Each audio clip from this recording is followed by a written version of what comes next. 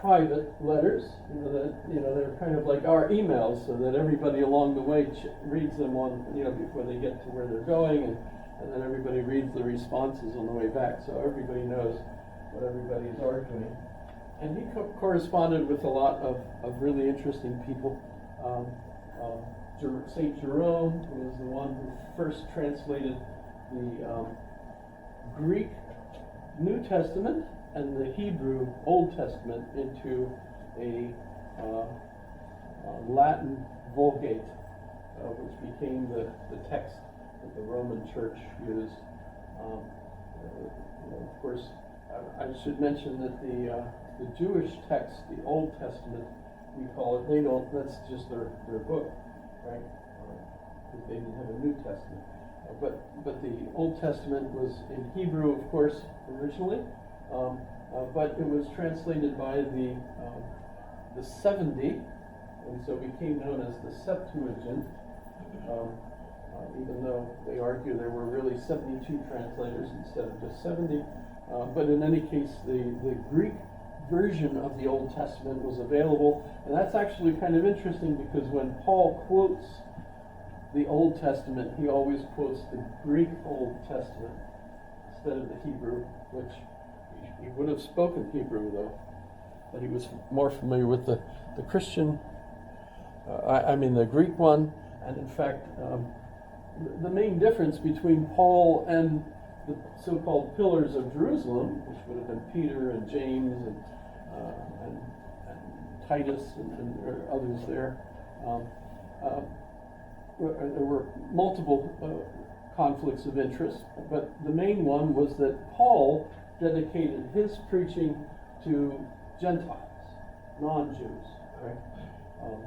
And the biggest argument between them, between Paul and the others, were, do the converts to Christianity have to be Jewish? So if it's a Gentile, do they have to become Jewish first and then become a Jesus follower? Right? And that involved changes in diet and some other physical changes. We don't need to get into that. But an adult male really wouldn't appreciate the requirements, basically. So it was an issue, and Paul was convinced that he didn't have to become Jewish. In fact, one of his main arguments was that because Jesus had arrived and preached, the Jewish law had been surpassed. It was done. He didn't have to worry about the Jewish law, whereas the folks from Jerusalem all thought, well, no, the Jewish law is still there. You still have to follow those requirements. And you added then the idea of what Jesus taught. But Ambrose convinced Augustine to become a Christian and baptize him. There's a great book actually called The Font.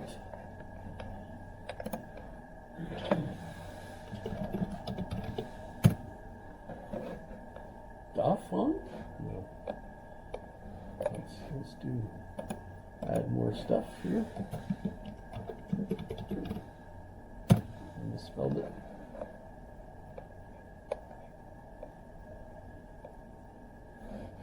It would help if I spelled this.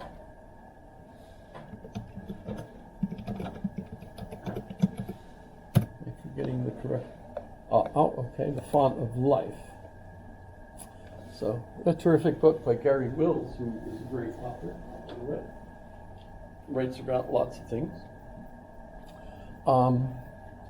In any case, it was actually fairly recently that they found by the cathedral in Milan, as an archaeology dig, they found the font, which would have been the place where immersion baptism would have taken place at the time.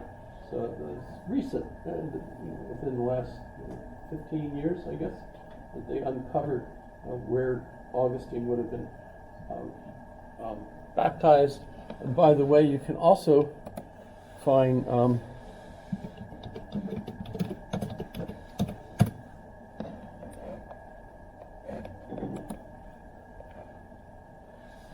St. Augustine, his body is buried in, it's not buried, it's sitting there in the church in Italy. I'm not sure that's the actual. In any case, you can, there it is. So you can actually go, and people do go and pay homage to Augustine. He's also referred to as the father of the church as an honorific. And let me go and look at my basic notes. So once he becomes a bishop and he starts writing, he basically codifies the church dogma.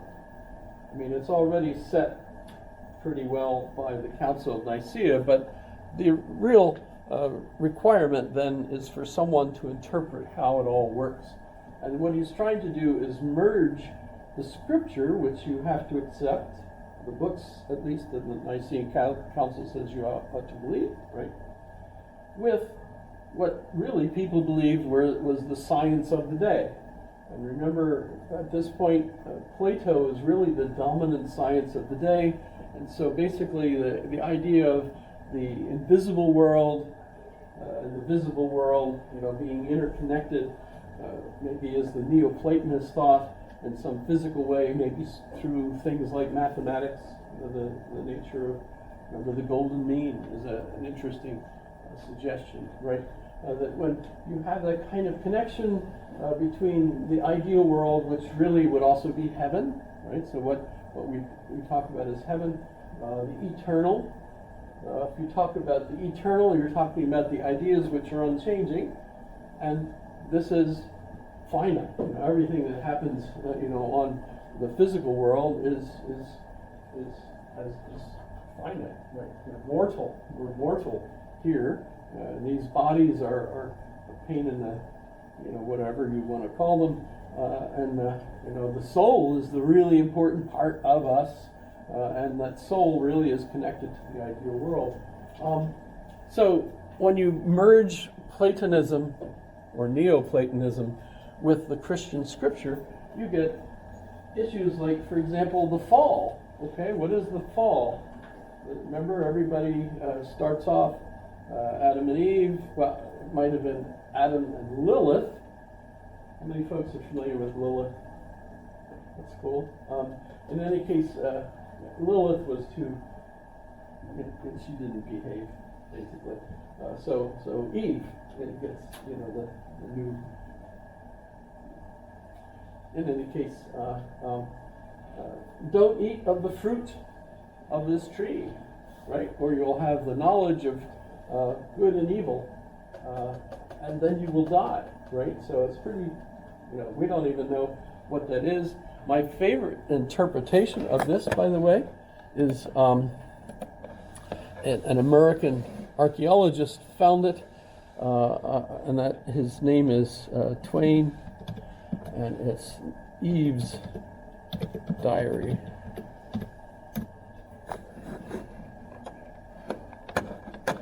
And it's online, so you can go and read Eve's Diary. And it's just absolutely hilarious. If you do read Mark Twain, by the way, I highly recommend you get one of those wrestling belts that you can wear. The importance is you're not going to be doing heavy lifting, but you'll be laughing so hard that you could hurt yourself. So make sure you have a good protection. So here she is. I'm almost a whole day old now. I arrived yesterday, that is, as it seems to me, and it must be so, for if there was a day before yesterday, I was not there when it happened, or I should remember it, etc. You get the idea. Sounds a lot like Mark Twain, doesn't it? You get the idea. It's hilarious, and kind of points out how things happened, how they found the tree that they weren't supposed, the voice told them not to eat of the tree, etc. And it said things like, you will die. This is the knowledge of good and evil. So Eve, being the curious, smart one, of course, asked Adam, well, what is this, thing good? I have no idea, right? They haven't eaten from the tree, so they don't know what good and evil, they don't know what it is. And they don't know what dying is either. And Eve's the smart one that figures out, well, heck, I've got the solution. All you have to do is eat the fruit, and then you'll know the answer to all these questions, right? So they were about ready to eat the fruit, actually, when a pterodactyl ran by, and they lost all interest in the tree. So they actually never ate the fruit.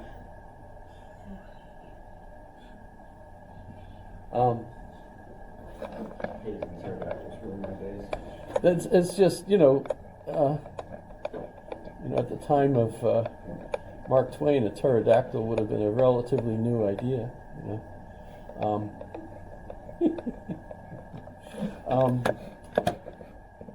By the way, you can also read Adam's version, because the Adams Family Papers are what Mark Twain has found and translated for us.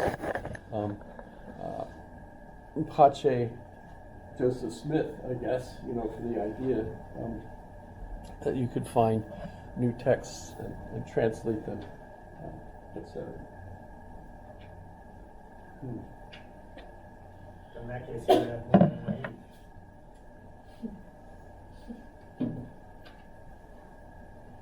Ah, I see the point, yes. Eventually, hundreds even. However, so Ambrose converts Augustine, and Augustine merges Christian beliefs with Neoplatonist philosophy. So evil is not, so what is the fall? It's in the scriptures, so we have to figure it out. Well, notice we don't know the difference between good and evil. And so obviously what happened was we ate the fruit, our ancestors ate the fruit, because today everybody knows the difference between good and evil, which is your original sin, by the way. You inherit the idea that there's good things and bad things. So the original sin idea isn't, some sort of evil, weird, in any case, it's just we all grow up feeling like, well, this is good and this is evil. This tastes good, this doesn't. I don't know if you can make a comparison with animals and say, do animals feel like this is good and this is evil? Oh, my dog clearly likes this and doesn't like that, but does she conceive of things as good and evil? I don't know. At the Super Bowl, I believe the original design was that the motto was encourage diversity or something. Oh, anybody remember the original motto? What was it? I thought one of them this year was Embrace end racism. End racism? Okay, that might have been it. This was actually the first Super Bowl where it didn't have that in years. They replaced it this year. Yeah. Well, from what I understood, President Trump said that he was going to go, but that he was hostile to that motto, and so he insisted that it be changed. And so if you noticed, all the players, most of them had on the back of their helmet and on the goalpost, they had choose love, I believe was the motto. So very Christian, actually. But so the original sin being, well, that we all have inherited this understanding this is good and this is evil. But the question is, that suggests that God created a world that wasn't perfect. Because you have a world then that has evil in it, not just good. And God is all good. This is Platonism, right? The good is just good. There's no evil associated with it. And so God, as the Platonic concept of the good, would absolutely require that everything created by that good was good. So where does evil come into the world? And of course, lots of people, I think, have this question, if God is all powerful, and all good, all beneficent, omnibeneficent is Latin for that, and created everything, then everything ought to be just good. There ought not to be any evil. Well, the problem, as Augustine sees it, is that in the state of nature, so to speak, no one would have recognized good and evil, because we're all kind of like animals, just living in nature, right? But once you eat the fruit, metaphorically at least, you end up knowing the difference between good and evil. So human beings have reached a point where they recognize certain things as good to them and evil to them, right? So the point he likes to make is that it's we who introduce good and evil into the world. It's not there in nature. God did not create good and evil in the sense of that dichotomy. Everything is just nature, right? But what happens is that because of our ancestors and our inheritance of original sin, we basically understand things as this is good and this is evil. And by the way, because it's all an individual perspective, we don't all agree on what's good and evil, which is part of the evil, right? Look at all the fighting going on. It's usually, as Hegel would argue, that you don't have a conflict between good and evil. You have a conflict between two goods, or two understandings of the good. What's the best thing? Well, no, I disagree. This is best. No, you can't have both, so you fight over it, right? So evil is introduced into the world through human consciousness, not because it's part of nature out there. So it's our fault, basically, not God's fault, right? And in fact, one interpretation, and I think this is Augustine's interpretation of why Jesus saves us, is because by dying on the cross and all the other things he did in his life, he represents that the most important thing in life is choosing love, right? Love and respect others. See the good in everything. Don't see the evil, right? And if you only see good, evil is gone. So actually that absolutely works. If you only see the good in life, you're saved. There's places in the book of Thomas where Jesus says, don't ask when heaven is coming or where it is. Heaven is all around you, only you don't have the eyes to see it. It's a transformation in yourself to recognize that everything in life is good. Not this is good, this is evil. And evil goes away once you no longer recognize it. And I'm absolutely persuaded that works. The trouble is I've never been able to accept it in my own life. I've always felt like, well, but I like my wife, well, let's not go in that direction. I have roses. I like my roses, and the trees are growing up around the roses, and the roses are not doing so well. Donna says, cut the trees. But I like the trees too.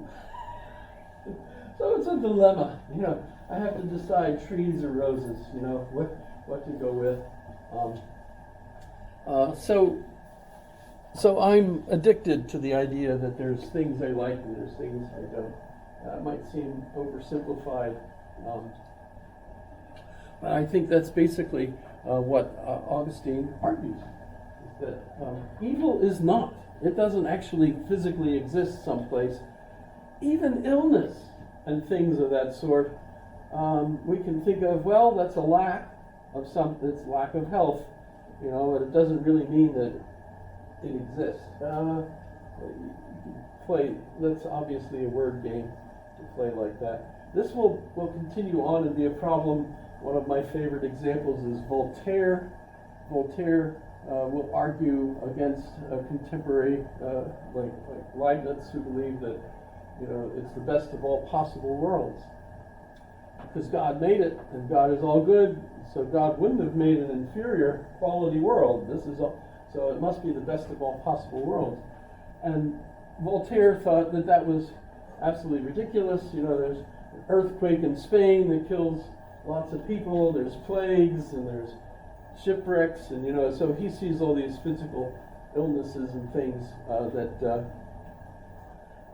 make it not the best of all possible worlds. By the way, I would argue, or I will at the time, that Leibniz really meant it in the same way as our contemporary physicists, like Brian Greene, that argues, you know, if you have all these different possible universes out there, our universe just happens to have exactly the right amount of dark matter and everything else, so that we have this very, very small, infinitesimal chance of having a universe where stars form, planets form, atmospheres form, and we have life and we can live the way we do.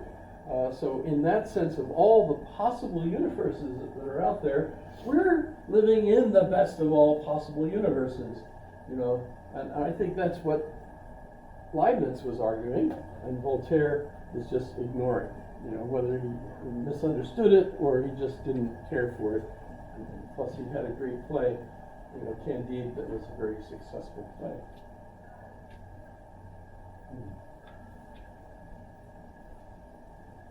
But this goes back. Now the trouble is, you also have, some people obviously have a better life than others. How do we explain that?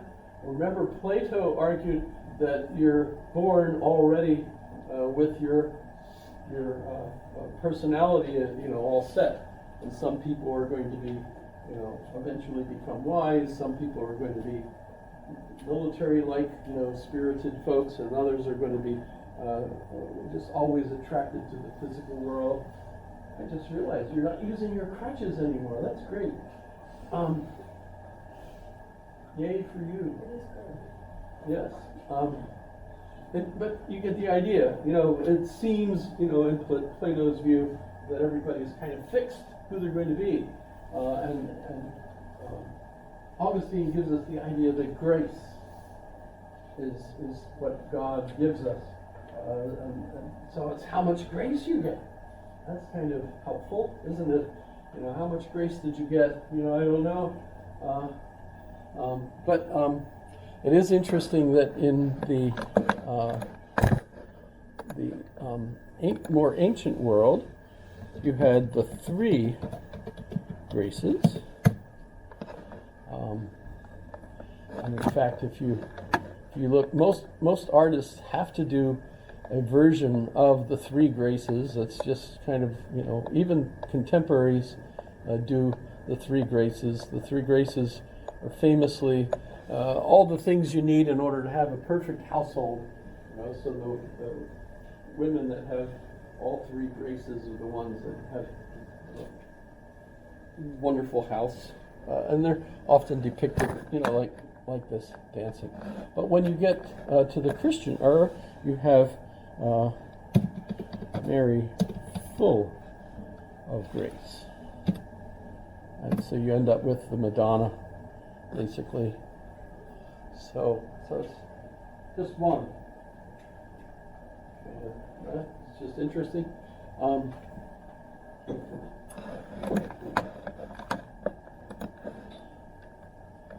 So grace emanates